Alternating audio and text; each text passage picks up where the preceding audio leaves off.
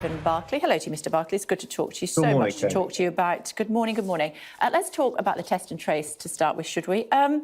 We've got an exclusive here on Sky News today about a flaw in the app that means that people can't access the £500 grant. Are you aware of it, and how are you going to fix it? I wasn't aware of that specific issue. It will be led by the Department of Health if that's the case. But you're right to point to the fact that we have put in place support for people to self-isolate, the £500, as well as for those who break the rules, a fine to help encourage the right behaviour. But it's part of a much wider package of support, working with local authorities to enhance our test and tracing regime. And so it's not just one aspect that we're focused on, it's a package of support. And in fact, many of the conversations we've been having in recent days with local leaders in councils has been about how we work with them to deliver better test and trace, and we've been allocating funding to support them in doing so. Okay, but just let me go back to the app and the fact that you don't know about our story. It's on our website, but let me just tell you, it's a hidden flaw in the process for claiming the payment, and it means that people that are tested positive can only claim the support if they are given a code by a human contact tracer. I mean, it's hardly world-beating, is it really? Well, I think the number of people that have downloaded the app is extremely high. I've been using it myself. I think it's very easy to use when you go into, for example, a premises. It's very easy to scan. So I think actually it's been very effective. But the point is, Kate, the point is it is one of a range of things we're doing, including local schemes with local leaders. We've been funding that in terms of the enhancements for compliance, for communication, for enforcement. And it sits within our overall commitment to track and trace, over £12 billion of funding which we've allocated. But it is one of a number of things we're doing. It's not one to be judged in isolation. Criticised by Labour and also by a poverty charity. Are you going to look at it? The key is that the funding is there. If there's a specific issue, obviously, health colleagues will pick that up. But the key is that funding is available. And what the Chancellor announced yesterday was a further strengthening of the support for businesses.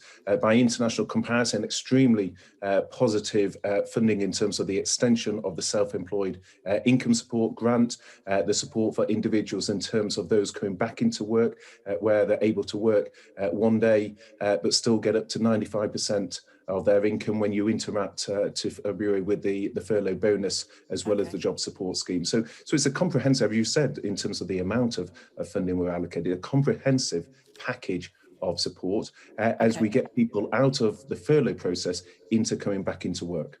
OK, this latest economic plan announced by your colleague Rishi Sunak yesterday, basically an admission that Andy Burnham was completely right and that Greater Manchester was not getting the support that it needed or deserved. No, because the plan the Chancellor announced is for the 1st of November onwards in terms of the job support scheme. Manchester, as with all parts of the United Kingdom, has been benefiting from the furlough scheme that runs to the end of October. It's been benefiting from the self-employed income support scheme, the second tranche of which takes payments up to just under £15,000.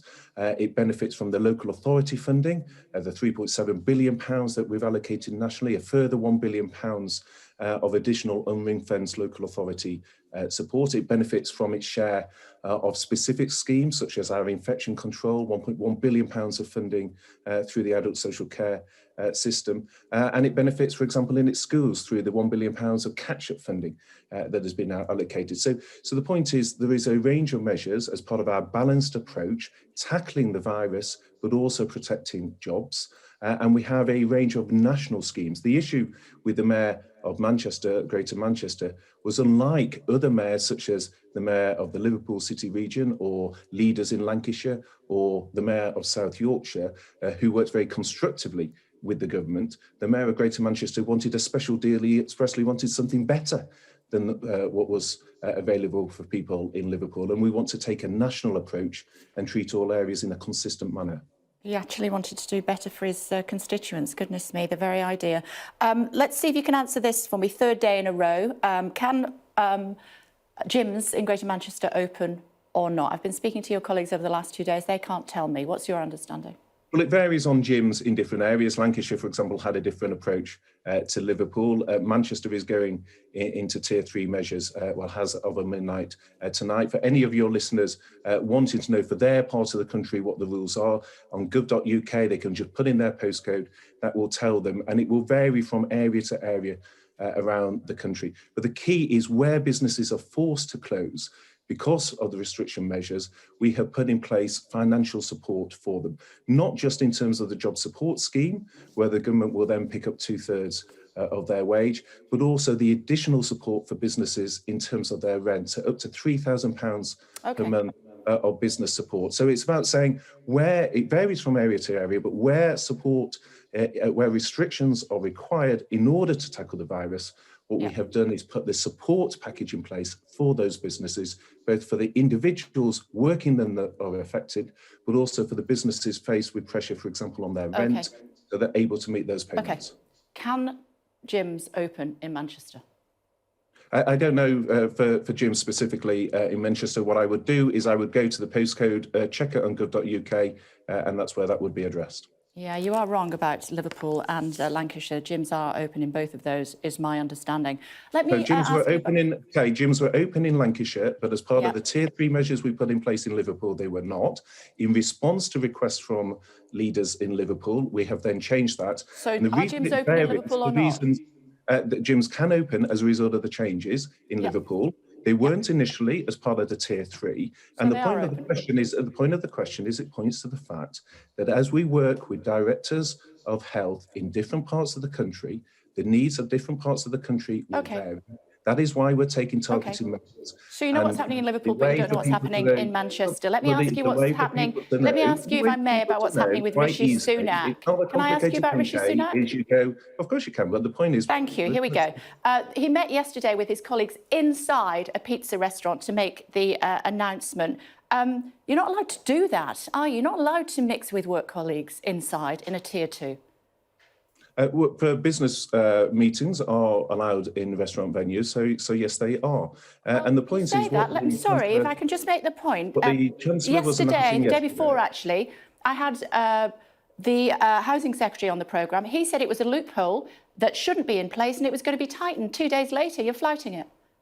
Well, the point is you are allowed to meet in restaurants under the guidance for work meetings, and what the Chancellor was doing was consistent with that. But the wider point, the point I think most of your viewers will want to know is where their businesses are affected, where their jobs are affected, will there be financial support for them? And what the Chancellor set out yesterday was for businesses who, as a result of restrictions, are closed, they will get the additional support, such as the £3,000 business grants per month. But what came out of discussions with business leaders is that many businesses that weren't required to close were still impacted by the restrictions as part of our tackling of the virus. And therefore, we brought forward further measures for those businesses, up to £2,100 a month in grants, and a strengthening of the job support scheme so that workers in those businesses who are not able to function as they would normally, where they're facing less trade as a result of the restrictions, but are not actually closed, they're able then to get more support. What we don't know is whether we can have a working lunch inside or not. Your colleague told me 2 days ago that it was a loophole and it was going to be closed. Yesterday, it was flouted by the Chancellor. What are people who are working in hospitality supposed to think?